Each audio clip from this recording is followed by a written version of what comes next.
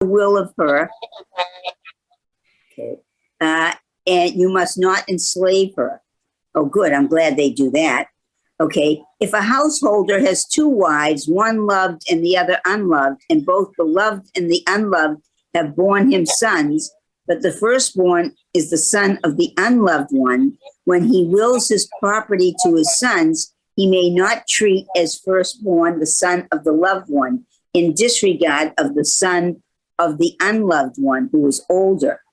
Instead, he must accept the firstborn, the son of the unloved one, and allot to him a double portion of all he possesses, since he is the first fruit of his vigor.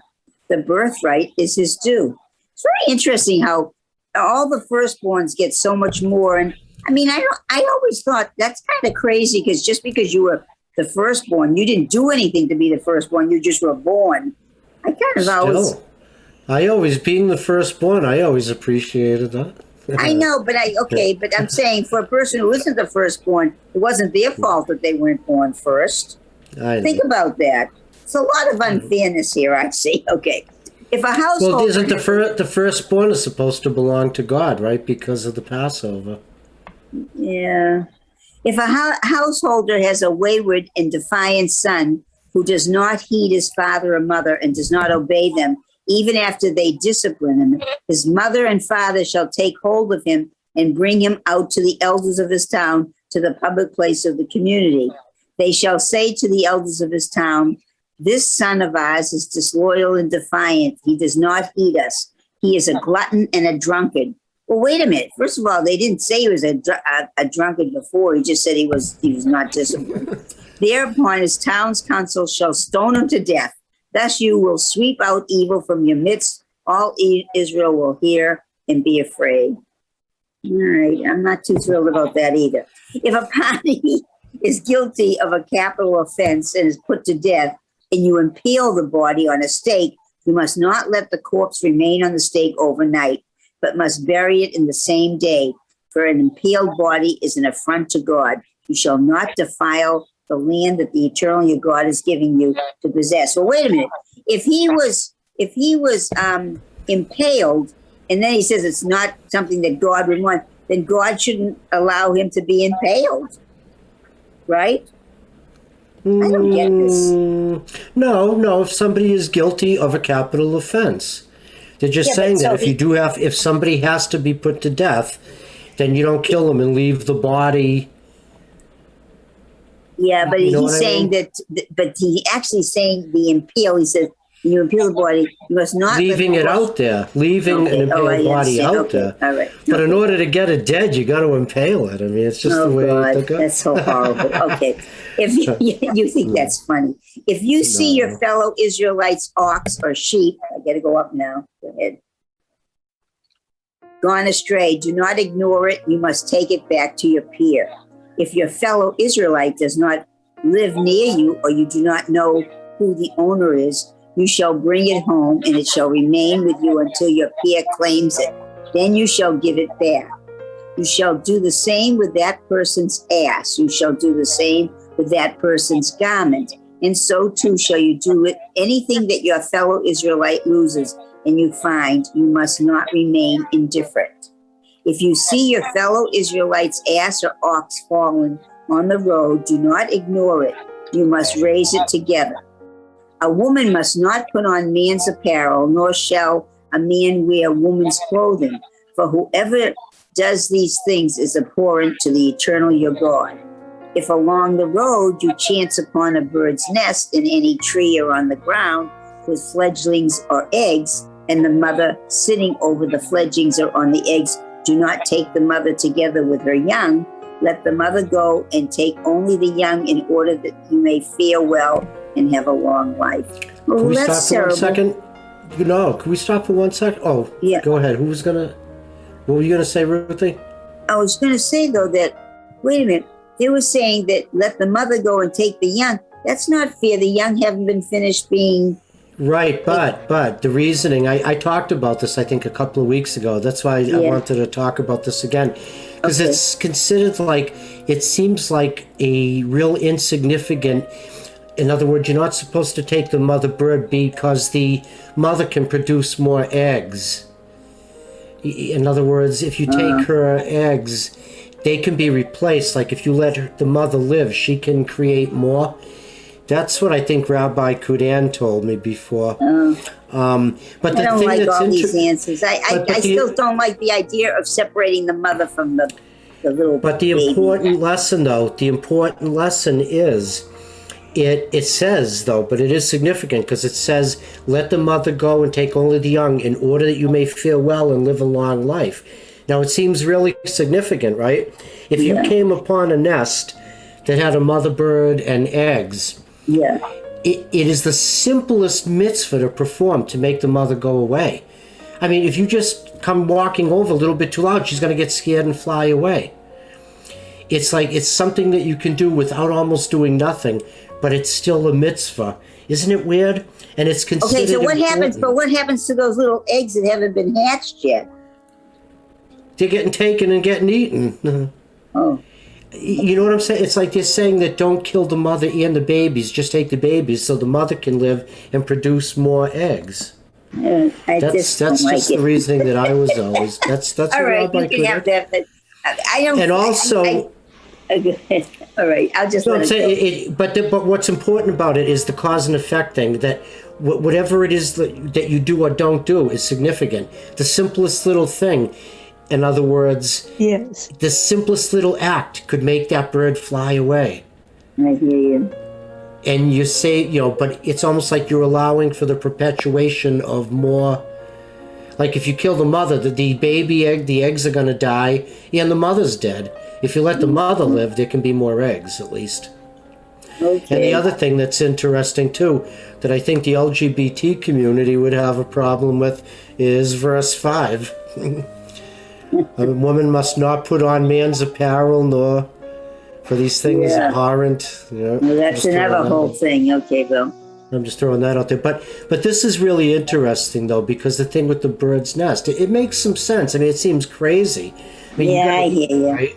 You got to eat. So if you kill the mother and the eggs, all right. So then there's nobody that. If you let the mother, at least, if you let her get away, she can produce more eggs. Keep producing more eggs. I hear you. I got it. Okay. All right. That's enough of my bloviating. Okay. When you build a new house, you shall make a parapet. What is a parapet? Like a boundary, like almost like a railing around it. A parapet for your roof, so that you do not bring blood guilt on your house. If anyone should fall from it, wait a minute, where did you go? Kind of seed. Wait a minute, that doesn't make sense. What just Might happened? have missed something. Hey, wait a second. Yeah, there you go. Fall from it. Yeah, you shall not sow your vineyard with a second. Now go up. Yeah, kind of seed. Else the crop from the seed you have sown and the yield of the vineyard may not be used. You shall not plow with an ox and an ass together. You shall not wear cloth combining wool and linen. You shall make tassels on the four corners of the garment with which you cover yourself. A householder marries a woman and cohabitates with her.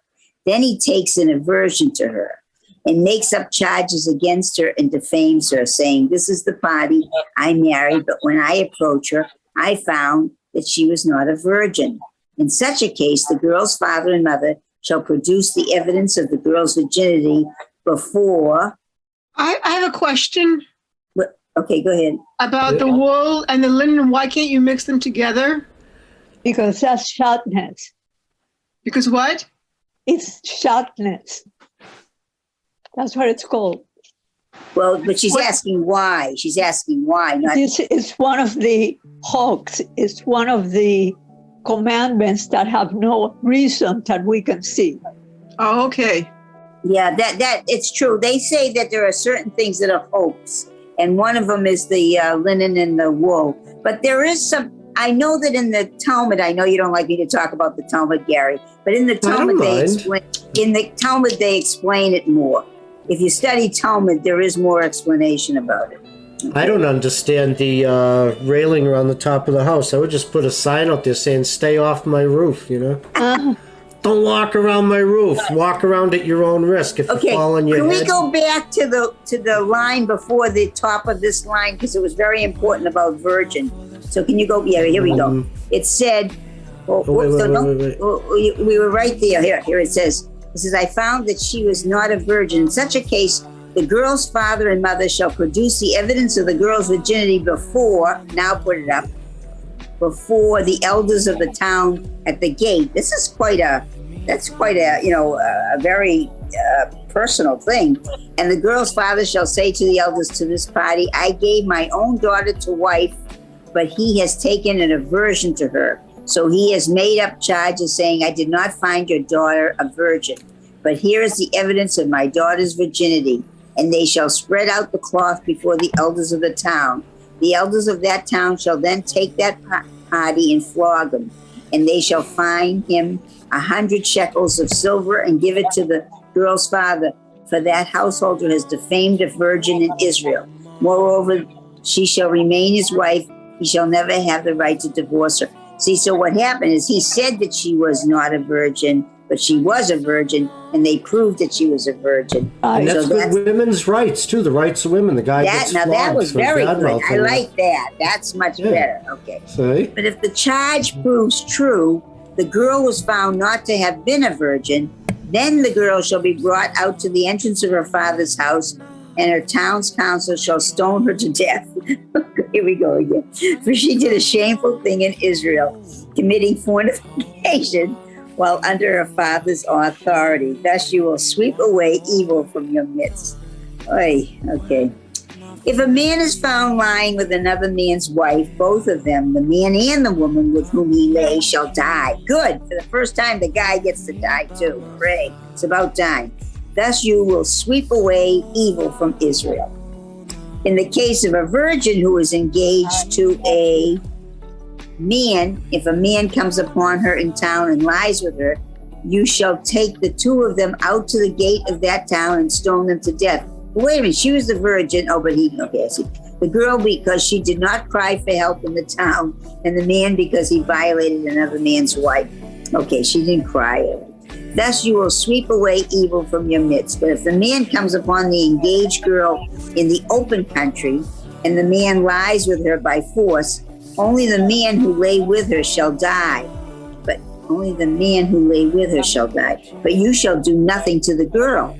The girl did not incur the death penalty, for this case is like that of one party attacking and murdering another. He came upon her in the open, though the engaged girl cried for help. There was no one to save her. That's good. I keep on hearing feedback. Has somebody got something going on in there? They have a radio or something? Do you hear feedback? It's just me. Maybe it's my my iPad. Okay. All right. Somebody else can read now.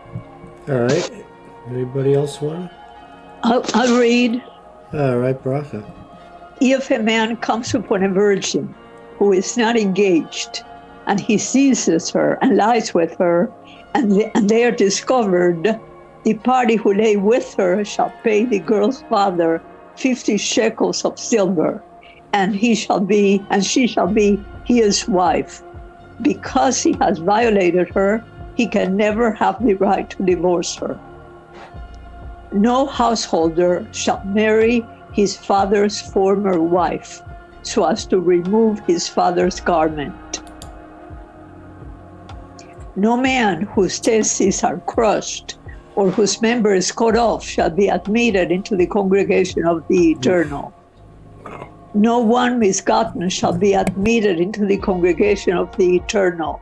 No descendant of such, even in the 10th generation, shall be admitted into the congregation of the eternal. Okay, what is misbegotten? Let me see if I find it. It sounds like somebody that maybe is born like out of like wedlock or something. Okay. It sounds like, I don't know. Well, I don't have to look it up. Okay. It sounds like either that or maybe it's another way of saying someone that's maimed in any way. Maybe we'll look it up later. Let's see. Maybe it says it down here.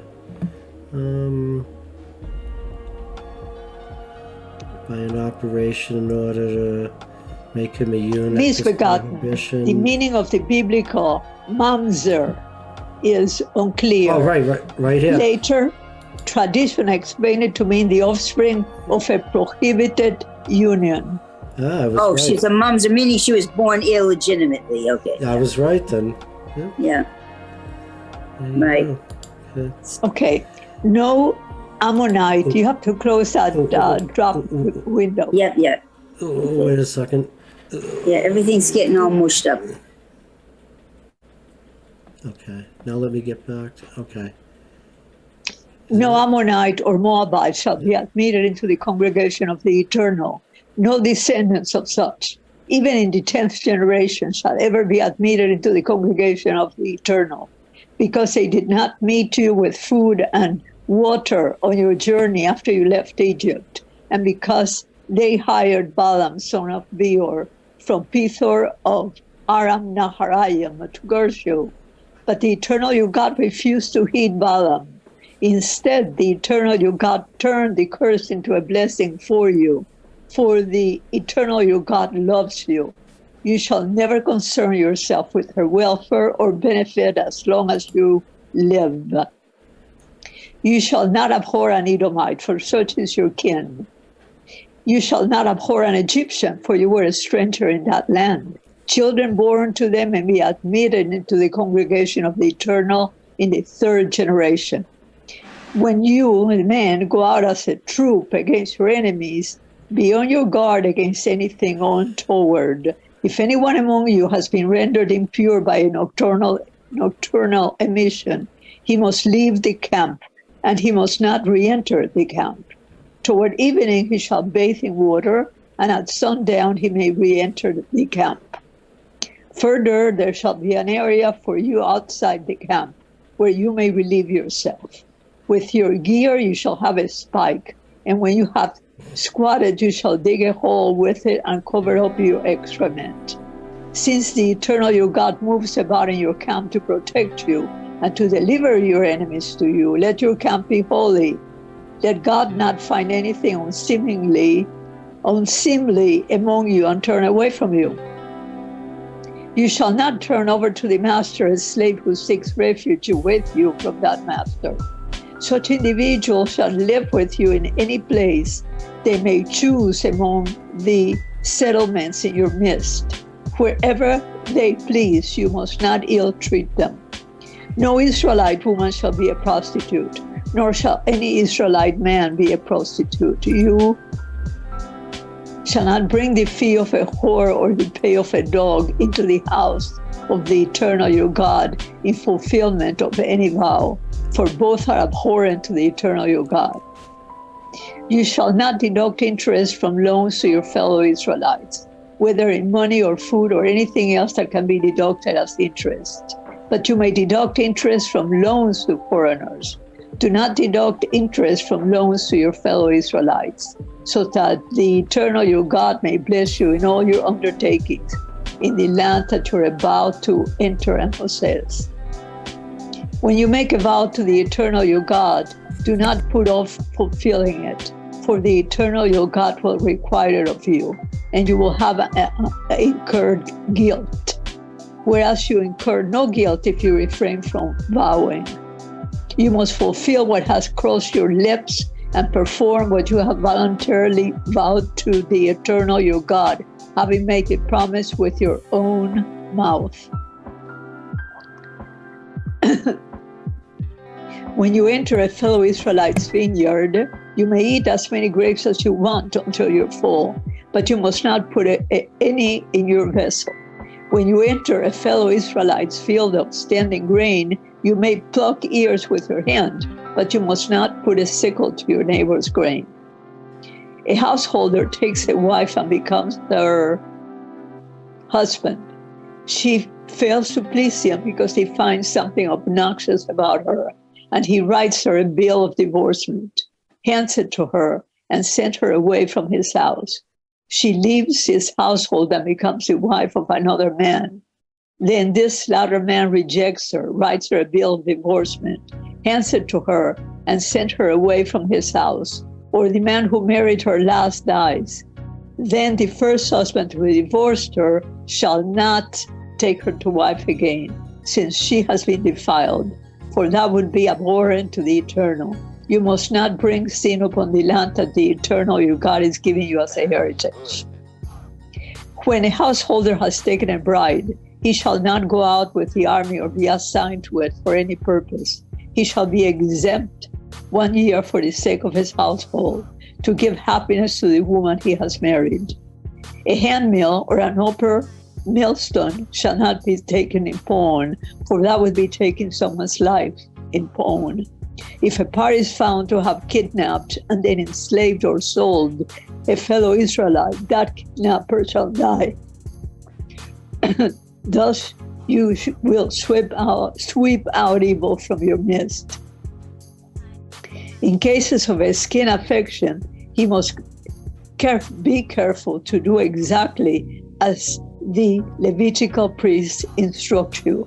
Take care to do as I have commanded them. Remember what the Eternal your God did to Miriam on the journey after you left Egypt.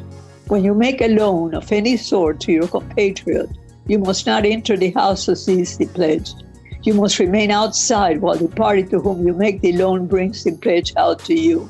If the party is needy, you shall not go to sleep in that pledge. You must return the pledge at sundown, that its owner may sleep in the cloth and bless you, and it will be to your merit before the Eternal your God. You shall not abuse a needy and destitute laborer, whether a fellow Israelite or a stranger in one of the communities of your land. You must pay out the wages due on the same day, before the sun sets, for the worker is needy and urgently depends on it. Else a cry to the Eternal will be issued against you, and you will incur guilt. Parents shall not be put to death for children, nor children be put to death for parents. They shall each be put to death only for their own crime. You shall not subvert the rights of the stranger or the fatherless. You shall not take a widow's garment in pawn. Remember that you were a slave in Egypt, and that the Eternal your God redeemed you from there. Therefore do I enjoin you to observe the commandment. Where are we? When there is a dispute between parties and they go to law, and a decision is rendered declaring the one on the right and the one in the wrong, if the guilty one is to be flogged, the magistrate shall have the person lie down and shall supervise the giving of lashes by count, as warranted by the offense. The guilty one may be given up to 40 lashes, but not more, lest being flogged further to excess, your peer be degraded before your eyes. You shall not muzzle an ox while it is threshing. When brothers dwell together and one of them dies and leaves no offspring, the wife of the deceased shall not be married to a party outside the family. Her husband's brother shall unite with her. He shall take her as his wife and perform the levir's duty. The first child that she bears shall be accounted to the dead brother, that his name may not be blotted out in Israel. But if the family's representative does not want to marry his brother's widow shall appear before the elders in the gate and declare, my husband's brother refuses to establish a name in Israel for his brother. He will not perform the duty of a levir. The elders of the town shall then summon him and talk to him. If he insists, saying, I do not want to marry her, his brother's widow shall go up to him in the presence of the elders, pull the sandal off his foot, spit in his face, and make this declaration. Thus shall be done to the family representative who will not build up his brother's house. And he shall go in Israel by the name of the family of the unsandaled one. We just stop for a few seconds. Is the Hebrew levir also? What does it say in Hebrew? I think the lever is, in other words, it's his obligation to have a child. To produce a child with her. In other words, because if they have no children, to carry on the husband's. Yes. That's the worst punishment in history. To be stoned, to be flogged, to be killed, to be banished. But I'm not marrying my brother's wife. There's like 72. I think Maimonides said that there are 72 like commandments in this parsha, but it's so weird. Like of all the stuff we read, in other words, you can't charge interest to a fellow Israeli, but you can to a non-Israeli. Christians are supposed to not charge interest, but Jews are allowed to charge interest to non-Jews. That's interesting. And we also even have what is really, Dr. Ed, you were late for this, but because you always talk about the earliest public health things, and in here it's actually talking about when you defecate, like you're supposed to have like a spike to, right? It just said that, but to dig where you squat, and you're supposed to bury your, it's like it's all like right spelled out, It's pretty wild. Wow. And again, this is all repetition. We've seen much of this before, over and over again. And I think it's, and I have said over and over again, there are times of the year when people can come and listen to Torah. There weren't any books there. They came and listened to this every once in a while. And they wanted to make sure that they repeat it so everyone gets to hear it at least once. That's my take on this. There was something else that you have said before, Dr. Red, that makes so much sense too. And we've seen it a few times since then. It'll talk about like something happening, like a certain punishment. And it says something that the people shall see and they shall fear. Remember you were talking about that? Like the idea that it's like a deterrent. It's supposed to, like, you don't know whether they did it or not, but the fear of it is, it scares, like people hear about it and it scares them into, it's a deterrent.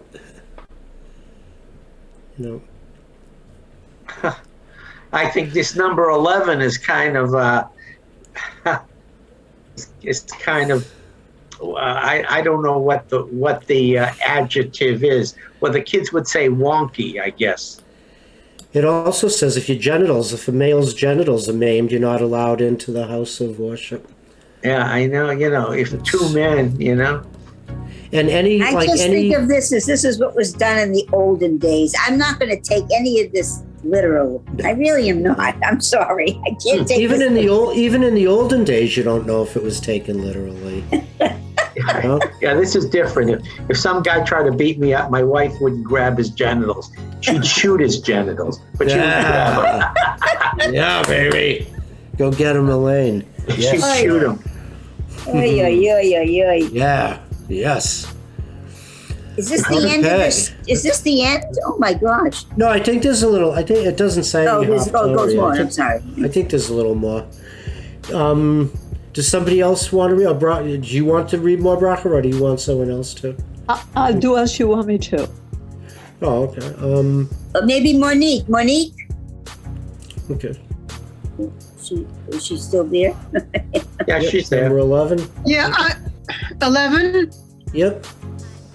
If two men get into a fight with each other and the wife of one comes up to save her husband from his antagonist and puts out her hand and seizes him by his genitals, you shall cut off her hand, show no pity. You shall not have in your pouch alternate weights, larger and smaller. You shall not have in your house alternate measures, a larger and a smaller.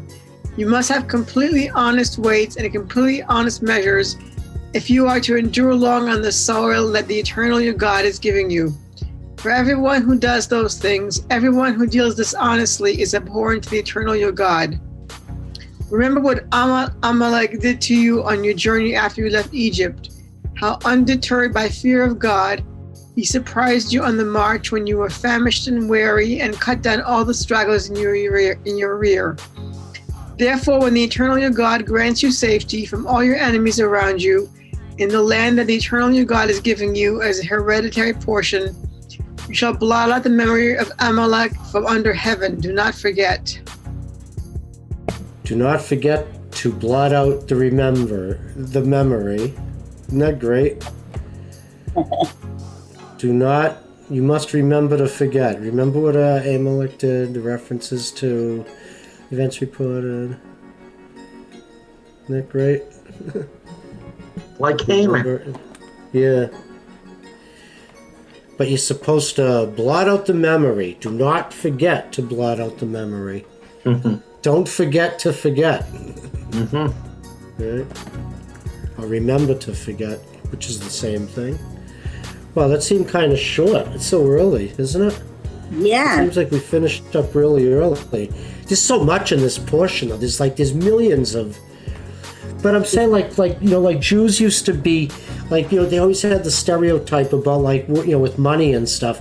But according to, if you read what it says in here, Jews, the Jewish, the Old Testament, it allows Jews to lend money and charge interest to non-Jews. This is where I think all that reputation that Jews are kind of like, That's what I'm saying. But it's because in the Christian Bible, Christians aren't supposed to lend money for interest.